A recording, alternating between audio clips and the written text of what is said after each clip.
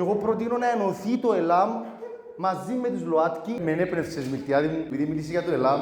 Σήμερα που γίνεται ο Χρήστου είπε ότι οι ΛΟΑΤΚΙ, οι LGBTQ, οφείλουν να ψηφίσουν ΕΛΑΜ. Είδατε τούτο? Ναι, ευτύχεν actually στις ειδήσεις σε μια εκπομπή και έλεγαν ότι η καλύτερη ελπίδα που έχουν οι ΛΟΑΤΚΙ, η κοινότητα, είναι το ΕΛΑΜ. Το ΕΛΑΜ είναι υπερασπιστεί τα δικαιώματα των ΛΟΑΤΚΙ. Ξαφνικά, λέει ο Χριστού.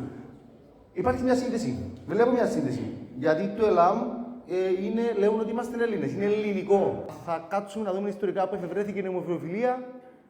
Είναι στην Ελλάδα. Ενώ τον καιρό που οι εκείνοι έκαναν πίπες, οι άλλοι ήταν στα δέντρα ακόμα. Ενώ είναι οι OGs οι Έλληνες. Original gays.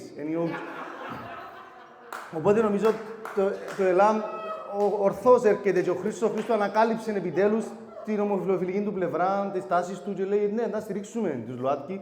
Συμφωνώ γιατί παιδιά δεν είναι μόνο τους γκέι, έχει κι άλλο. Γιατί λέουν του ΕΛΑΜ ότι είμαστε Έλληνες. Λέουν ούτε Ελληνοκύπροι, ούτε λέουν είμαστε Έλληνες. Τι σημαίνει τούτο? Ότι είναι ένας άνθρωπος που γεννήθηκε στην Κύπρο, μεγάλωσε στην Κύπρο, αγάπησε στην Κύπρο, ερωτεύτηκε στην Κύπρο, δούλεψε στην Κύπρο, στην Κύπρο ψήφισε, στην Κύπρο να ψοφήσει, στην Κύπρο. Αλλά είναι ένα σώμα το οποίο κάθε βήμα που κάνει στην Κύπρο, λέει ας πούμε, εγώ είμαι Έλληνας. Ελλάδα. Έλληνας. Ελλάδα. Πατάχωμα Κυπριακό, αλλά λέει Ελλάδα. Είναι όπως ένας άντρας που παγιδευμένος σε σώμα γυναίκας και εκείνοι είναι Έλληνες παγιδευμένοι σε σώμα Κυπρέου. Έχει ας πούμε μια δυσφορία έθνους. Μια δυσφορία τόπου, transnationals. Είναι το μόνο πολιτικό που μπορεί να καταλάβει πραγματικά τα trans άτομα. Και εγώ προτείνω να ενωθεί το ΕΛΑΜ μαζί με τις ΛΟΑΤΚΙ, να μπουν και εκείνοι μες στο αλφάβητο, να είναι ΛΟΑΤΚΙΕΚ. Λεσβείες, ομοφυλόφιλοι, αμφισεξουαλικοί, τρανς, ίντερσεξ, queer, Έλληνες της Κύπρου.